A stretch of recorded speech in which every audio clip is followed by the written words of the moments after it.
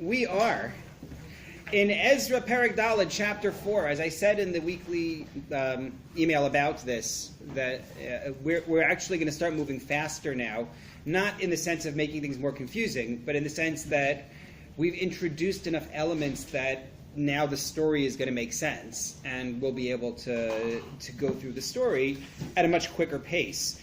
But before we do that, I wanted to summarize where we've been, in order to sort of bring us all up to speed. People have been away, or people have been here, but we've gone into some detours. So, chapter 1 of the book is the reign of King Cyrus. Cyrus is the Persian king who conquers Babylon, and in the beginning of his reign, he allows the Jews to return and to build the Beis HaMikdash, to build the temple. That is the license that he presents to them, not to build up the walls of Jerusalem, not to have an autonomous country. You're still going to be living under the Persians, but go home and build a temple, much as we saw, he permitted the Babylonians to do similar things. It wasn't just about us. And that was chapter 1.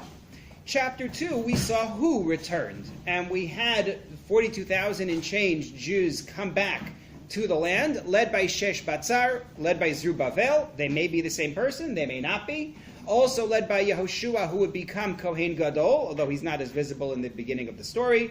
We saw the breakdown by lineage. We gave all sorts of reasons for why the book includes the list. I'm not going to go over that now. But the point is, that's what was in the second chapter. The Jews are on their way back into their land. Then, in chapter 3, we found that the returnees scattered to their cities, most likely simply for practical reasons. They needed to plant crops, they needed to develop a society.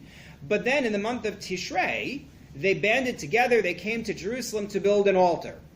Whether that's they waited to band together because they were afraid of their enemies, or now they built the altar because they were afraid of their enemies, we discussed that at the time, but they build an altar, they start bringing karbanot, they start bringing offerings, they celebrate the holiday of Sukkot, and they get to work building a Beit HaMikdash. And there we had a little bit of a detour to note that those elements seem to be mirrored in Nehemiah chapter 7. And we said that may be the same story. It may not be the same story. If it is the same story, then that means that Ezra and Nehemiah are actually already here at this stage, although they may be listed under different names.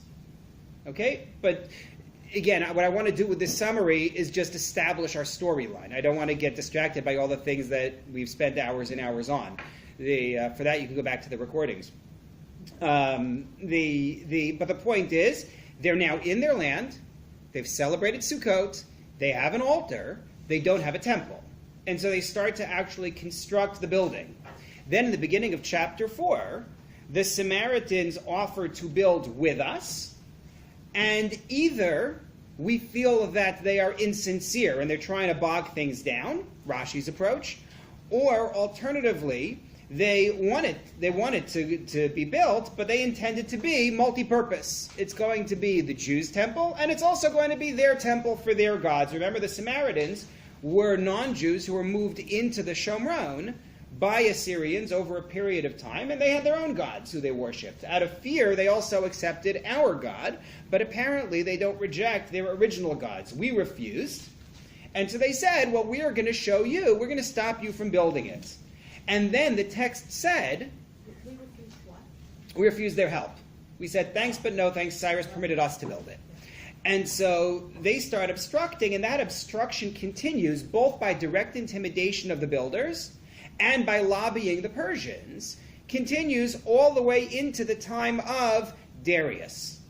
And that was where we then saw a story begin of such an obstruction.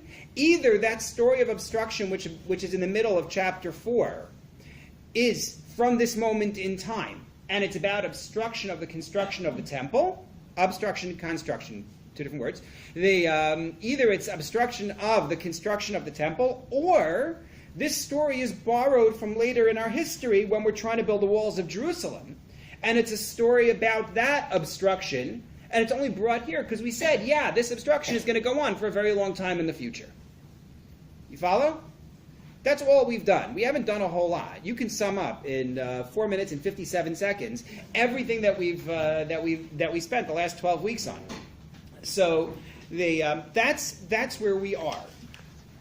We're in a story which is either taking place in the time when we are building the walls of Jerusalem, or taking place during the time when we are building the temple itself.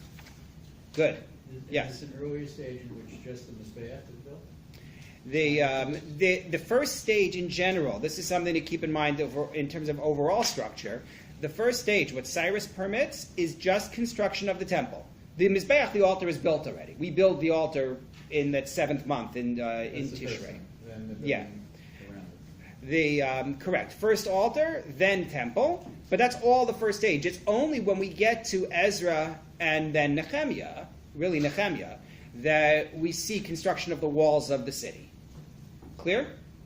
We're going to talk about, as we go through this story, reasons to view this as being about the walls versus reasons to view this as being about the temple beyond what we said last week. But let's not confuse things more than we need to.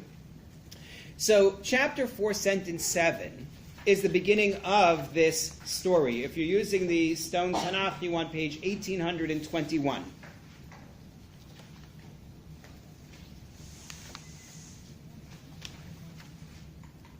And it begins, we saw it last week, with a letter to Artaxerxes. Artaxerxes is either the title given to Persian kings, and it could refer to Cyrus, Darius, whoever, and that's the view you'll take if you believe that this story is happening during the reign of King Cyrus, that Artaxerxes is just a title, or this is a king named Artaxerxes, potentially Artaxerxes, perhaps. And in that case, this story is taking place later in the construction of the city. Either way, they send the letter to Artaxerxes, and all we saw were a bunch of names. In sentence 7, we said Mithridates, Tavel, possibly Bishlam, depending on how I understood the word Bishlam. Write this letter. The letter is written in Aramaic, meaning Aramaic text, as well as the Aramaic language. And then we saw the names Rechum and Shimshai as writers of the letter. And we explained that either Rechum and Shimshai are simply the actual physical writers, whereas you have your committee that sits down to draft the letter, and then you have the ones who are actually going to do the job. And so you have a scribe, his name is Shimshai, and you have Rechum, who takes what the committee did and says, you know what, I know how these letters are supposed to be written, and it's not quite in the right format to be accepted, so I'm going to reformat the letter in order to fit. Rechum Baal Ta'im. That's one way to look at it. And then we had Malbim's radical suggestion, which is going to matter a great deal, which is, that's not why you have Rechum and Shimshai. Rechum and Shimshai are actually the key to the entire story. And he's going to use this to explain a whole bunch of things. So it's very important to catch this. He says, when you have a big empire, as the Persians do, then you can't demand of every land that they learn Persian and write their letters to the empire in Persian and deal with the fact that that's not their tongue. Rather, in every land you have staff people who are responsible to do translation. They're in the employ of the king. They work for the Persian Empire. And Rechum and Shimshai are the local ones here. If the community wants to send a letter to the throne, they write the letter in their own tongue. Rechum and Shimshai are responsible to translate it into Persian and send it along. Then the king sends his response back in Persian. It gets to Rechum and Shimshai, and they translate it back for the community. That's the way the letters work. That's a key point which you have to keep in mind in order to understand how Malbim is going to take this story all together, because it's going to solve a lot of problems if you adopt his way of doing things. In the story of Esther, though, with Ahasuerus, you mention these two people. Correct. When they send the letters out to. Well, with good reason. Where are they? Rechum and Shimshai are in Judea. Right? Judea doesn't figure at all in Megillat Esther. Yes. Why it doesn't is a good question, but it doesn't, yes. But also in Megillat Esther, they say, right? That they actually did the translations centrally, I think, at the palace, and then dispatched them each land had its own language. Right. So the question is, where are people like Rechum and Shimshai located? Are they at headquarters or are they in the actual land? But yes, there has to be. I mean, it's just a logistical thing. You have to do translation. Otherwise, what are you going to do? But in the provinces, you only need somebody who knows two languages, Persian and the local language. You mean in the? In the capital, you need translators for the whole. It doesn't have to be one person. Each unit is going to have its own. Each satrapy or whatever you want to call it is going to have its own team of translators. That will be the way it would work. So, the letter is being written, drafted, and then written. But what does it actually say? So now we finally get to the letter itself. Chapter 4, sentence 12. Again, it's page 1821 if you're using the Stone Tanakh. We now know who wrote it. We know the committee. We know the writers. What did they actually say? Yedia leheve lamalcha. Right? Pasuk Yud Bet, sentence 12. We are in Aramaic. We're going to remain in Aramaic for a while, just to let you know. So, Yedia leheve lamalcha. Be it known to the king. Di Yehudaye di saliku min levasach. The Jews who left you, Alena aso Yerushalayim. They have come to us in Jerusalem. Kiryasa maradata uvishta bonayin. Now, I'm translating this sentence one way. There are multiple ways to translate it, as we'll see. But they are building the city which is rebellious and wicked. Vishuraya shachlilu. And they have strengthened the walls. Ve'ushaya yachitu. Ushaya are either walls or foundations. There are two different ways to render the word. As brought in the commentators, Rashi says Ushaya are walls. Ibn Ezra, Mitzudat David, and others say it's foundations, which probably makes sense in the sense that Shuraya were already the walls. So why would I need two different words for walls in this? So the walls or the foundations, yachitu. Yachitu is from the word chut. So it usually is rendered as to tie things together, although there's a creative read by Ibn Ezra who says a chut is a plumb line. When you want to build, you need a plumb line to make sure everything is straight. So they've extended the plumb line across the foundations. Is this the same as Hebrew? It's not Hebrew. It's Aramaic. Aramaic is a sister language of Hebrew. So your Sister language or nephew language, if you like, niece language. sources are the same. So your There's a lot of overlap. There is a lot of overlap in between the two. They happen to have, in the Dam Mikra edition, below the text, they have a Hebrew translation. So if I get stuck, I can always, turn to that. But the words are so similar that, you can hear it. Banayin, they're building. Bonim in Hebrew. Much of it is, in fact, the same. So these Jews who have left you have showed up here. And they're building up this horrible city of Jerusalem, this rebellious city of Jerusalem. Ka'an, he says now, Yedia leheve lamalka, be it known to the king, Dihain kiryasadach tisbene v'shuraya yishtachlalun. He says, when they build this city, if this city is built up, if these walls are going to be strengthened, you know what's going to happen? Minda below v'halach la yintinun. Minda below v'halach. These are three taxes that are levied on not just the Jews, but on every community. The Medrash takes the word minda. It's a Gemara in Nidarim. Minda is a land tax. Below is a head tax. And halach is arnona. Arnona, of course, in modern Hebrew, is still a tax. The Rosh, commenting on the Gemara in Nidarim, says it's a tax on animals. Ibn Ezra, just because he's Ibn Ezra, says minda is a tax on property, like the land tax of the Gemara. Below is a head tax, just like the Gemara says. But halach, he says, is like the word, halach, which means it's a toll. Exactly. It's a toll for travel, lalechet, to go. So because he's Ibn Ezra, he'll quote you 2/3 of the Gemara, and then the last third he'll just give you his own rendition. The point that the Persians are making is not about the Gemara. The point the Persians are making is, the minute you let these Jews build up this city and they feel safe within their city, you know what's going to happen? La yintanun. They're not going to give the taxes. They're going to stop paying taxes because now they have their defenses. They're going to declare freedom. Va'apsom malchim tahanzik. Apsom is one of those words that's very hard to render. Rashi says it's the tax. Similarly, Ibn Ezra says it's income. Da'at Mikra says it's the throne. What they're trying to say is the king is going to be harmed by this. If you're really going to let them build up the walls of the city, then they're going to declare independence. And for us, if you want to know why do we care, why are we getting involved, we're good citizens. Ke'an, now, we're in Pasuk Yudaled, sentence 14. Kol kavel di malach hechla malachna.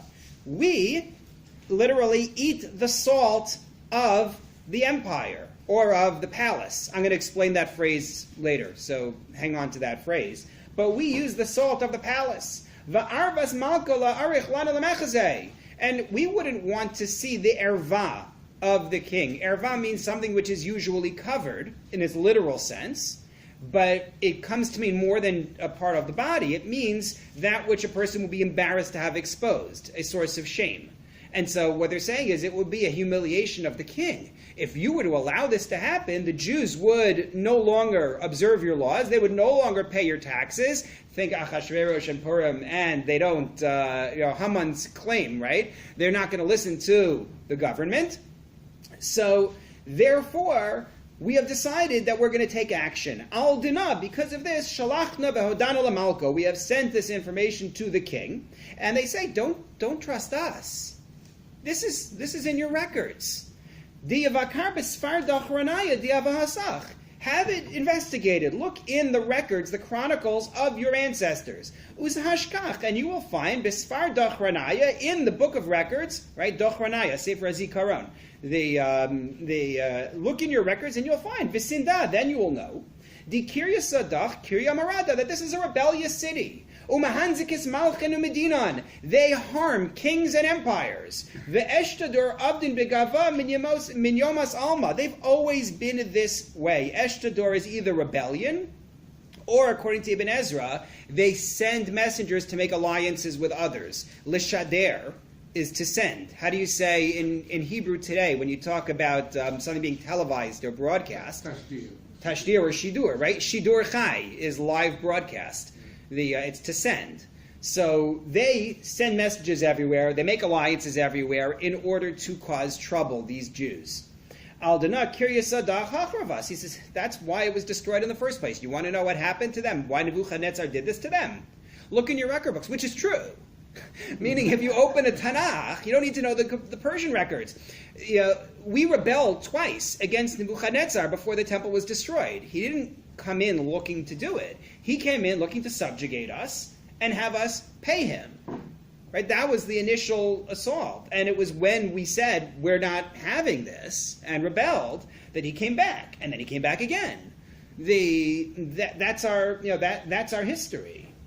So therefore, they conclude their letter in sentence 16. Mahodi'in anachna lamalko, we inform the king. Dihain kiryasadach tispene v'shuraya yishtach lalun. If this city is built up, if its walls are going to be strengthened, la kavel denach halak ba'avar nara la isailoch. When that happens, you will no longer have a portion on the other side of the Jordan, meaning our side of the Jordan, the western side of the Jordan. You're going to lose your empire here, because these Jews are going to rebel against you. That's a Samaritan letter. They didn't like us. Here's an interesting note. Take a look at source number 1 on the sheet. After I gave you that summary of where we've been, that we spent our first few minutes on today, this is from the Encyclopedia Mikra'it. I find the Encyclopedia Mikra'it very interesting. I have by way of background, I've mentioned, I think, in past years, my great-uncle, my grandfather's half-brother, was Naftali Hertz Torczyner, the professor of Bible at Hebrew U. Did a lot of work in Semitic languages, did a lot of work in Eov in particular. So his son-in-law, Emmanuel Shiloh, told me, you have to, if you're going to teach Ezra, you have to read Encyclopedia Mikra'it. And so I got a hold of a set, and he was right. He unfortunately passed away a couple of months ago. But he was 100% right. There's so much there, but you have to be very careful when you read it, meaning that you have to know where this is coming from. This is not meant to be a religious book by any stretch of the imagination. It is meant to present to you current contemporary biblical scholarship, which sometimes you may like, and sometimes you may have an issue with. You have to know what it is that you're reading. But if you want to know what the world is saying, it's presented in a very clear and concise form with references you can then look up. It's in Hebrew, and I have certainly found it to be quite useful. It is not available online, regrettably. So in this Encyclopedia Mikra'it, Rabbi Dr. Moshe Tzvi Siegel wrote the entry that I'm showing you here. He says about these letters that are going to go back and forth between Judea and the Samaritans and the throne. Hachokrim b'nei hador hakodem hitilu safek ba'amitut divrei hamakor ha'arami. He says, scholars from the previous generation have cast doubt upon the authenticity of the original Aramaic text that you're seeing here. And especially they've denied the truth of the official documents that are recorded. But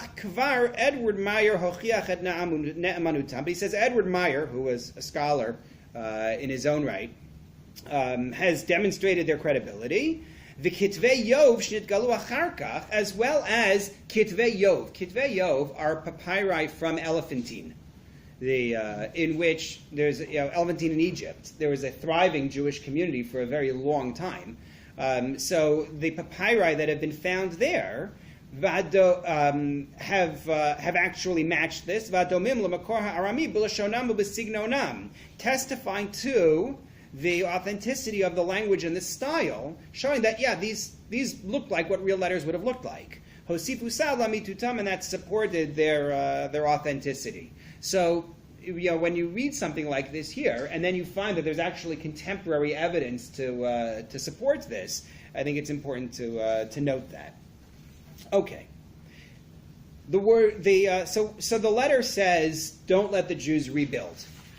Catch something very interesting in Pasuk Yud Bet, sentence 12. Going back to the beginning of the letter. Did you notice the way the Jews are described?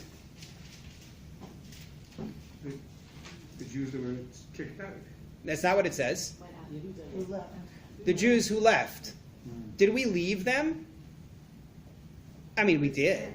We were sent. That's not what he says. The Jews who left you, as opposed to the Jews you sent. Now, there are a couple of different explanations for why the Samaritans would have written this, right? Why would they write the Jews who left you as opposed to the Jews you sent? It's more derogatory to Jews. Could be. About what? Could be it's more derogatory. What else? Their independence. Their independence? Could be. They gave it up. Why did you give it back to them? Well, no, they left you in Persia. They didn't leave. Left Yeah. you. Shayna. It was an excuse for intervention. Yeah, meaning? Meaning, if you never gave them an okay, why are they leaving you? You're entitled to go back and take them back. Right. It affords Cyrus plausible deniability. The Torah doesn't translate that way. How do they translate it? Be it known to the king that the Jews who came up from thee to us. Right. Right. I mean, because that's the same thing. But saliku, l'salek, is to leave. You could say it means to go up, but I don't feel beholden to go up. Separate with stuff. Yeah. Yeah. Right. I mean, l'salek in general is to remove something if you were doing that to something else. I think on one level it's plausible deniability to say to him, we don't want to say to him, you let them come here and you made a big mistake. But, they left your land and now they're going to do a terrible thing. It isn't an accusation of Cyrus. That's one possible point. However, it's also possible that they actually are sincere. Maybe the Samaritans believe this. In other words, the Jews came to the land saying Cyrus sent us here to build a temple and made a big point so that when the Samaritans said, we want to build with you, they said, no, Cyrus told us it's supposed to be us. It may be they don't believe us. It has a very contemporary sound to it. This whole soundbite thing, it's sort of like the way everybody writes the news. Yeah. And puts their own spin on it. This is Right. their spin. Right. And, it just shows you how this was going on thousands of years. Oh, it's going to get even better when we get to Malbim. But yes, absolutely. And the Palestinians will tell one story, the Jews will tell another story. You got it. You got it. Don't start. Just don't start. I don't need that. So So again, the Jews who left are building up this city. Now here, I played a trick in translating sentence 12, the latter half of sentence 12. So I want to know how your Tanakh will translate this. After it says they've arrived in Jerusalem, right? The Art Scroll says they have arrived in Jerusalem. They are constructing a rebellious and villainous city. Is that the way the other translations read? I'm not keying on the words rebellious and villainous. The breakup of the sentence. Well, isn't there an etnafta under Yerushalayim? Wouldn't that be how it's broken up? That's absolutely one way to read it. How else could you read Why would it? there be a stop sign there? Sorry? Why would there be a stop sign? Right, no, and that fits one way to read it. But the trop, even at Nachta, is not dispositive. It's possible for there to be a read that goes against it. There are other cases like that. How else could you read this sentence? I mean, the establishers of the trop want us to read it this way. But there is another way you could read it. How else could you read it if you ignore the trop? Sorry? That Yerushalayim We could stop after arrive. In Jerusalem, they are constructing. The Jerusalem is the rebellion. The Jews who left you have come to Jerusalem, the city that is rebellious and wicked. They are building and strengthening walls and doing foundations and so on. The question is, which way do you read the word they are building?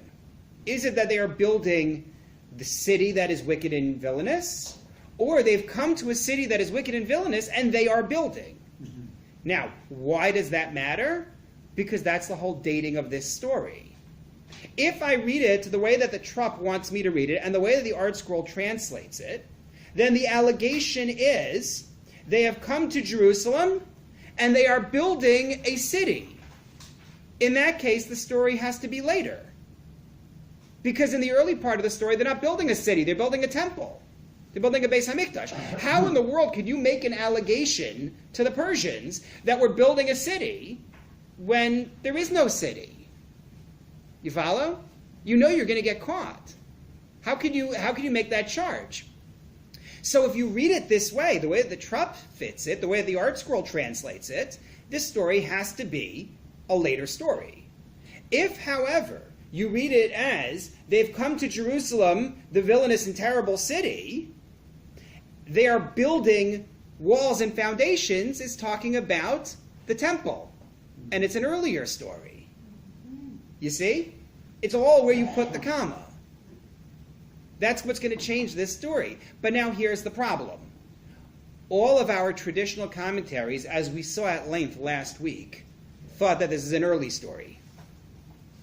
Right? They thought that this fit in earlier. Whatever I have to do to King Artaxerxes and King Darius to make them fit, whether it's all in sequence of kings, whether they're all one king, however I'm going to do it, the traditional read has this as an early story. They're not building a city. If so, how do they deal with this sentence? Do they really say to reread the sentence against the Trupp? So here is where Malbim's genius comes into play. This is fantastic. Take a look at source number 2. I brought this for you and translated it at length because I felt like you had to see it in the way that he did it. Remember Malbim's allegation. He says that Shimshai and Rechum are employees of the Persian Empire. They're supposed to translate the letter into Persian, and they are on the take. They're being paid off by the Samaritans. When we said the Samaritans hired people, this is where their money went. So watch what they did. Because Malbim believes that this story is going on in the beginning, when they're building a temple, not building a city. So he says, he says, yeah, that's where the trick and the forgery not literally, but the lie, of the copyists, that's where the trick went in. Because you have two ways to read it. Maradata, Musav Lamala. You could say that the rebellious city is going back with the earlier part of the sentence. Shebol Yerushalayim she'ir moredes v'chotes. They've come to Jerusalem, which is a rebellious, wicked city. Umilas banayin, and the word they are building, humamar b'fnei atzmo. That's its own word. Going with the next part. Rotza lomar, meaning shabonim sham binyan. They're building a building there. Dainu shabonim sham es beis hamikdash v'yistu chamos habayis. They're building the temple. They establish the walls of the temple and so on. V'yesh lefaresh, but you could also explain shemilas banayin mechuberim kiryasa maradata uvishta. That the word building goes back with the wicked and rebellious city. Rotzalomar, Shabo, Yerushalayim, Vein Bonim, Esair, Hamaredes Vahara. They've come to Jerusalem and they're building this rebellious and wicked city. You could read it either way. And he says that's the point. Vehem ha'etiku kain, Shabonim es ha'ir. They translated into Persian as though it said that the Jews are building the city. And if it were to be found out that this was a lie, if the king were to actually send messengers to go investigate what's going on, which they did not ask him to do, what did they tell him to do?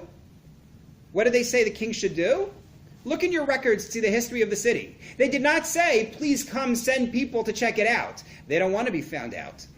So they send him the lie, and if the king were to find out it's a lie, Lo haya magia le'amonesh. They wouldn't be punished. Ki ma'amar ha'igeret sovel perush zeh. Because you could read the original letter in the honest way as well. Kamoshan mafreshim kain bemes, as we actually explain it. You could read the letter to say, we're building a temple, not building the city. So therefore, if the king comes back to them and says, how could you have written that? They say, oh, we misunderstood the letter. Which Rabbi Ostraker supports the idea that they're based not locally, but they're based in Shushan or wherever. And therefore, they don't know. We didn't see it. How are we to know that this wasn't true? The Gamla Kosvim Lahaya Magia Onesh, and there wouldn't be a punishment for the Samaritan writers of the letter either. Shomis not slim. They would apologize and excuse what they did. Shaya Kavanasam Keperish Harishon Shabonim Shabes Hamikdash. We didn't mean to say that they're building a city. We said they're building a temple. Plausible deniability. You could read the sentence one way or the other. So Malbim this way satisfies the idea that this story is during the construction of the temple, and yet the letter comes off saying we're building the city, because it was actually to antagonize Cyrus. Cyrus didn't license them to build a city. Now the letter comes in saying these Jews are building up a city and it has a record of rebellion. And he's going to say, well, how dare they? And in the event that he investigates and finds out, no, there was no city. Oops, our bad. They must have been lost in translation. You follow? Yes. That's the brilliance of Malbim's approach. Okay, so they're not going to pay the taxes, and we must do something about this. We have to get involved and write you a letter because we are loyal citizens. And they say this business about the salt, right? In Pasuk Yadalad, in sentence 14, right? We salt with the salt of the Heichal. So that's a very odd phrase to read. The approach that they take here in the Art Scroll I see is from Rashi, which they often do. They take the word Heichal not to refer to the king's palace, but the way we use Heichal often in Judaism, which is the temple, the Beis HaMikdash. Salting something is an act of what? Not when it's not bread. Destruction. Salting, you're right about sacrifice. We'll come back to that. But salting is an act of destruction. Already back in Chumash, right? The idea of Gafrit v'melach sreifa kol arza in Sodom, right? The salt being what does it. We see it in Shoftim, salting the earth. We'll see it for those who are in the Shoftim Shir on Thursday. We'll actually see that this Thursday. The idea of salting is destruction, and we wish to destroy the sanctuary. In other words, they're saying, why are we sending you this letter? Because we don't like them. And they're actually disclosing their agenda. That's the way that Rashi reads this. However, Malbim says that's not what's going on. Malbim says that's not the nature of salt in those days. Take a look at source number 3. And I have to tell you, I did research on this and did find it recorded in a book called A Political History of the Achaemenid Empire. So that supports the idea. He says, "Hamelach shotziu min haharim u'min hayam hayashayach el hamelech." The salt mined from the mountains or from the sea belonged to the king. K'moshu gam hayom berov malchuyos. As is done today, he says, in most lands. 18th century? Eastern Europe? I have no idea, but that's where Malbim lived. There's a book, The History of Salt, which Yeah. sounds ridiculous. No, I've heard of the book. It actually, Yeah. so, yeah, but before refrigeration, salt was very valuable because it was a commodity that. For sure. No, just the idea though that it's considered the property of the king is what I find fascinating. Hence Gandhi's march to the sea. Oh, because You know, Mahatma Gandhi led the Indian Revolution. I mean, the starting point was that he said the salt belongs to all of us, and he marched to the sea and made salt from the salt water, which was illegal because the salt belonged to the king. Okay. Apparently that's why the Windsor salt has the castle on it. Apparently it belongs to the king. It's open up, Really? it belongs to the king. Windsor salt belongs to the Duke of Windsor. Okay, He's go a figure. monarch. Okay. Isn't salt also a preservative? Yes, very much so. So Isn't that opposite? Salting to destroy the sanctuary, or salt to preserve? well, what you do is when you've destroyed something, you sow it with salt. You sow it with salt in order to keep anything from growing. That's the image. If when Hurricane Sandy hit Long Island and areas were flooded with salt water, so I was there, a year later, and stuff wasn't growing in areas where it had grown before, and trees were dead because of the salt from the salt water. So it's a preservative, That's the Negev, too. It's Because the Negev used to be covered by the entire sea. right?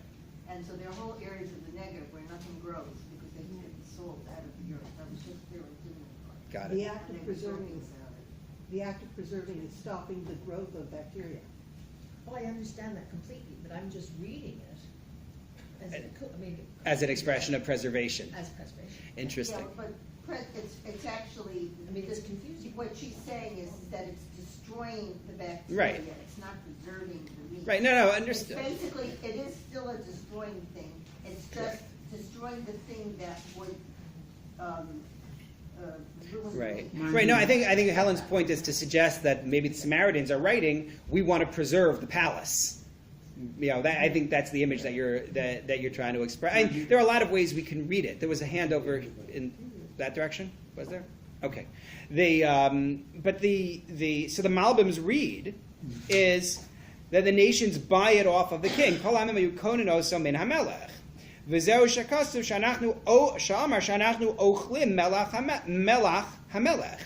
what it means when it says we eat the king's salt. We are his servants, and therefore we are driven to write this letter because we are loyal to the king. It's also interesting in terms of the resources. Actually, we talked about this a few weeks back. Cyrus is also the owner of wood. We talked about why they use the cedar from Lebanon, and we noted that later on it will be identified as Cyrus's forests. So he has a lot going on in terms of his commercial empire. I would say probably any raw materials belong to it. Could be. Da'at Mikra has another idea, which I thought was interesting, that says that it's a ceremony when you accept the king's command. There's some kind of a salt ceremony, going back to the point that Ari made about the fact that on our korbanot, on our offerings, we always put brit melach, the covenant of salt. So Da'at Mikra suggests that there was a covenant of some kind with the king when you swore loyalty to him involving salt, but I haven't looked into whether that's found elsewhere. Brought out lechem v'yayin. Bread and wine. It's not bread and salt? No.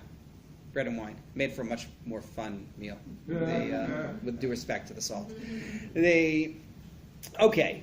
So what we're seeing here is them saying, well, we have to get involved, because if we don't get involved, who knows what's going to happen to your empire. So, we're moved to intervene and warn you. It also reminds me, I think I mentioned on another occasion, the temple of Chonio, that existed in Egypt. After the Avodah Zarah, the idolatrous temple in Elephantine, after that time, in roughly the time of Hanukkah, in the 160s before the Common Era, there's a fellow by the name of Chonio, who is either the son or the grandson of Shimon HaTzadik, from the line of priests who served in the Beis HaMikdash, in the temple, who flees to Egypt, to a place called Leontopolis. Some records have it as Alexandria, but Leontopolis, I think is the way Josephus labels it.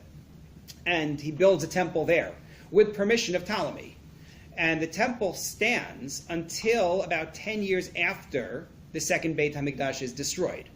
The Gemara Menachos Daf Kuftes gives you the whole story about was it idolatrous, was it not idolatrous, but you have this breakaway temple in Egypt called Beit Chonio, the house of Chonio, or Onias, as Josephus writes about it. And the reason I mentioned it is only because when it's destroyed by the Romans, it's destroyed because somebody sends a letter to the Caesar, I believe, saying, and this is Josephus' record of the letter, the Jews are known for their innovation. And it was very reminiscent. I forget the full phrase, but it was very reminiscent of what the Samaritans said. The Jews are known for their innovation, for being rebellious. If you let them do this, they're going to throw off your reign. They're going to stop paying your taxes. You just wait, look in your records, and you'll see that it's true. What does innovation have to do with rebellion? Meaning trying to do new things. We're not happy with the status quo. We have a talent for innovation. That could be taken in a lot of different ways. I mean, I see that as complimentary. Yeah. Pejorative. Right. No, it was pejorative, definitely pejorative, and it's not the original Greek, obviously, that Josephus used. But yeah, look, we've also been called Am Kashei Oref, a stiff-necked people. It's not it's not like the Samaritans are making it up. It's just that they're using it against us. Sorry? Oh yeah, no, we are. Yes, absolutely. Okay, once you hit like 40. Okay, so sentence 17. Sentence 17, we find the results of this letter. So we're going to read 17 through 24. You didn't believe me when I said we were speeding up now. I told you. The 17 through 24, we get the impact. Pisgama shlach malka al rachum be'el te'em b'shimshai safra ush'ar kanavas hon di yasvin b'shamrayin ush'ar aver nahara. The letter was sent by the king to Rechum and to Shimshai and all of their allies who are living in Shomron. The allies are in Shomron, not necessarily Rechum and Shimshai. And the rest of Aver Nahara, as in the area where we were living, Shalom, peace, Uche'es. I usually render Uche'es as and now, although Rashi and Ibn Ezra note it could be a place like Ke'enes, which we saw last time. It could be a place. Interestingly, Malbim says the word shalom here doesn't mean peace. You know what he says it means? It means etc. Shalom, like shalem, whole, and all the rest of the things that are supposed to go. In other words, they're not going to bother recording all the honorifics every time and the names of this one and the names of that one and all. Shalom, this is and v'chule, v'gomer. This is the rest of the text. Here we get to the point. Nishtevana dishlachten alena, the text that you sent to us, mefarash keri kadamai, was read out in front of me. Umini sim te'em, the order has been given from me. Uvakaru, they've investigated. Va'ashkachu, and they found. Dikirya sadach min yomas alma al malchin misnas'ah, that this city has always been rebellious against kings. Umarad ve'eshtador misaved ba, they rebel. Eshtador, again, is either another term for rebellion or a term for alliances. Umalchin takifin hava Yerushalayim. There were mighty kings over Jerusalem. V'shalitin b'chol avar nara. They ruled over the entire area west of the Jordan. Umida below v'halach misyahev lahon. And they pay the different taxes. Mida is minda. It's the same word. The nuns go in and out. In other cases, we've seen that ke'es and ke'enes, itasa and intasa. So they would pay taxes. There were mighty kings over them. Ka'an simu te'em levatala guvraya ilech. So here's the instruction that I'm giving to you. In order to sustain my reign, is that I don't have what happened to these others. What I would like to see happen is to stop these people from building. This city shall not be built up. So he is accepting that it was about them building the city. And he says, I don't want them building the city. Ad mini tama yitzam, until further notice. Right? Until I say otherwise. Uzehirin havo shalu lemabad al dinah. This is an interesting phrase to translate. There are a couple of different approaches to the phrase here. Did I bring it on the sheet? No, I did not. So I'll tell it to you outside. Shalu means what? Shalu is a mistake usually, like shgaga. So it can mean, as Rashi says, shalu lemebad, make sure that you create shalu. Make sure that you damage what they've done. Make sure to damage their construction. However, the majority read is not that. Rather, the majority read is to say, be careful not to make a mistake. Be careful of making mistakes. In other words, I don't want you to err in this regard. It was a herein havo shalu lemeh bad al dina. Don't make any mistakes with this. Lema yiske chaval lahanzakas malchin. Because why would you want to have more damage to the throne? And here you see another phrase that's an Esther phrase. The last two words. Right? What is that in Hebrew? Lenezek hamelech. Right? Esther says to Achashverosh, if they were just going to make us into slaves, I wouldn't bother you. It's the same phrase, which makes sense. They're contemporary. So the statement here is, I want you to halt the construction. Make sure that they're not going to go any further. And Edayin, Pasuk Chav Gimel, sentence 23, Edayin means us at that point. Minidi Parshega Nishtavana di Artachshasta, Malka, Kari Kadam Rechum V'Shimshai Safro L'Chnavashon, when the text sent by King Artachshasta was read out in front of Rechum and Shimshai and their allies, Azalu Bivihilu Lirushleim Al Yehudaye, they rushed to Jerusalem to the Jews, Uvatilu Himo Be'edra V'Chayil, and they stopped them with force. Edra is like Zeroah in Hebrew, the Zayin and the Dalet interchange, with an arm. With a mighty hand, they halted the Jews from engaging in the construction. There's another Esther reference here. Did you catch it in that sentence?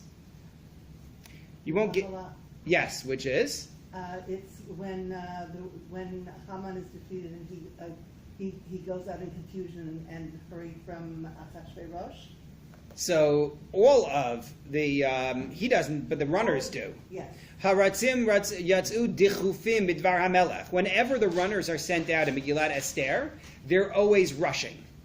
They're always sent out on the run, dichufim, to be pushed. Right, the sign on the door in Israel when it's a push door is dichof.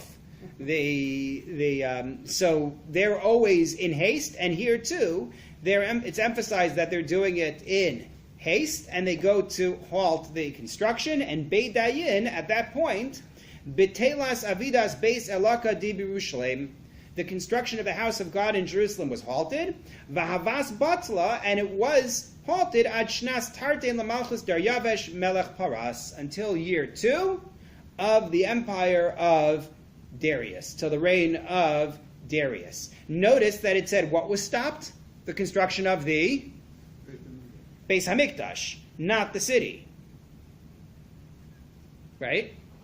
So either this sentence is part of the story, and in fact the story is from that period of time, bless you, or this sentence is the end bracket. The rest was this interlude, and now we're coming back to what we said before, which is the construction of the Beis Hamikdash was halted until year 2 of King Darius. That's the other way to read this sentence. But that's what happens. The Samaritans are, at this point, successful. One note that I brought you on the sheet from Malbim in source number 4.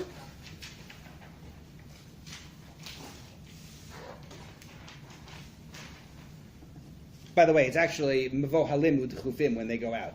So you have the word Bahala there. But in source number 4, Malbim says, Al pi hatzas divrayim lo ala al das hamelach sheyachgor gufa davar emes shayehudim shinu es pekuda sau bonim chamasir below rishusau. Based on what he had been told, the king didn't even dawn on him to investigate, well, is this true? Have the Jews actually changed what I told them to do? Are they building up the wall of the city? He thought,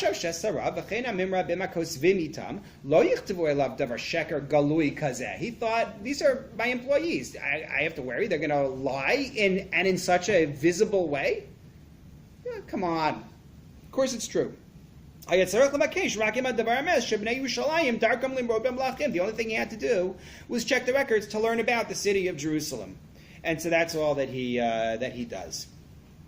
One interesting point here in this, which I think I mentioned also a little bit last week, but it's very important with Purim coming up. according to the standard traditional chronology, which says that the king involved in this story is King Cyrus, what has he just done that Achashverosh would never do? Reversed his decision. Yeah, he just reversed his decision. Remember, after Haman is defeated, and Esther and Mordechai come to, or Esther comes to Achashverosh and says, you know, it's great that Haman is gone, but my people are still in danger, right? The Jews are not looking to go to war. People make a big deal about the bloodshed that's found in the 9th chapter in Esther, and they killed all those people. We weren't asking for a war. We said to the king, rescind the decree against us, and that's that. However, the king says, oh, I'm sorry, the rules are the rules. You can't retract.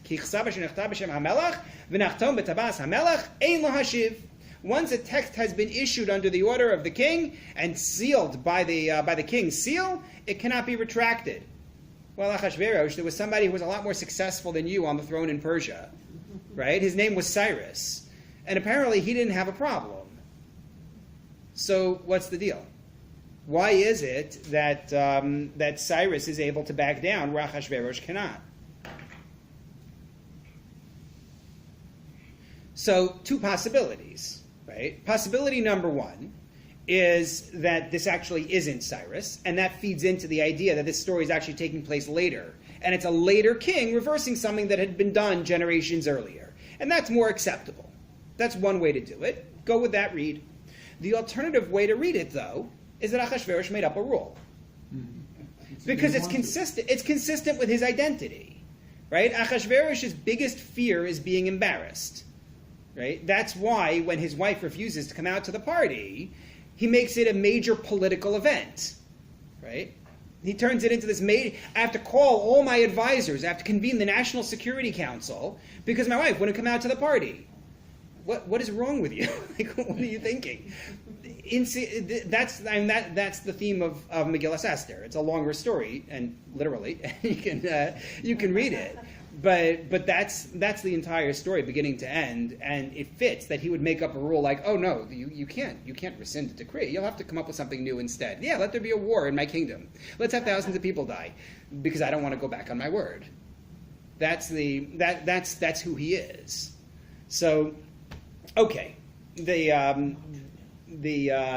construction is halted until year 2 of King Darius. This Darius, who we're talking about now, in whose time it's going to be started again, as we'll see, according to Rashi, this is Darius, the son of Achashverosh and Esther. That's who we're talking about here. That's the Darius who's actually going to lead the rebuilding. Ibn Ezra says, no, this Darius actually is Achashverosh.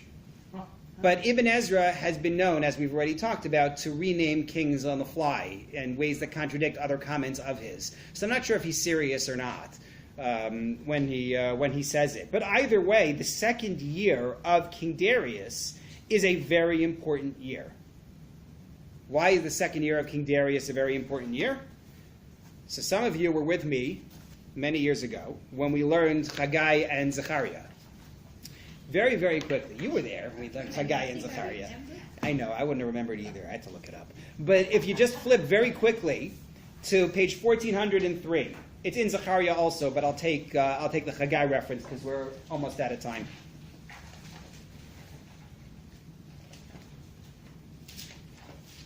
The very beginning of the book of Haggai.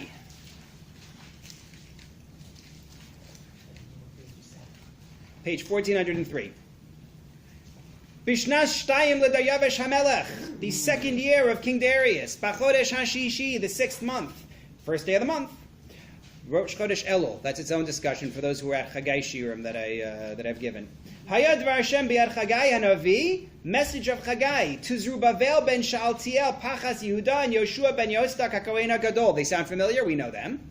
Saying, Ko Amar Hashem Tzvakos Lemor Ha'am Hazeh Amru Lo Eis Bo Eis Beis Hashem Lihibanos. You say the time has not yet come to build, and I say back to you, reading through the Psukim, Ha'es lachem atem lasheves b'vatechem sfunim. Is it the time for you to sit in your houses, right, under your nice ceilings? V'bayis hazeh charev, and my house is in ruins, because it's been stopped all this time.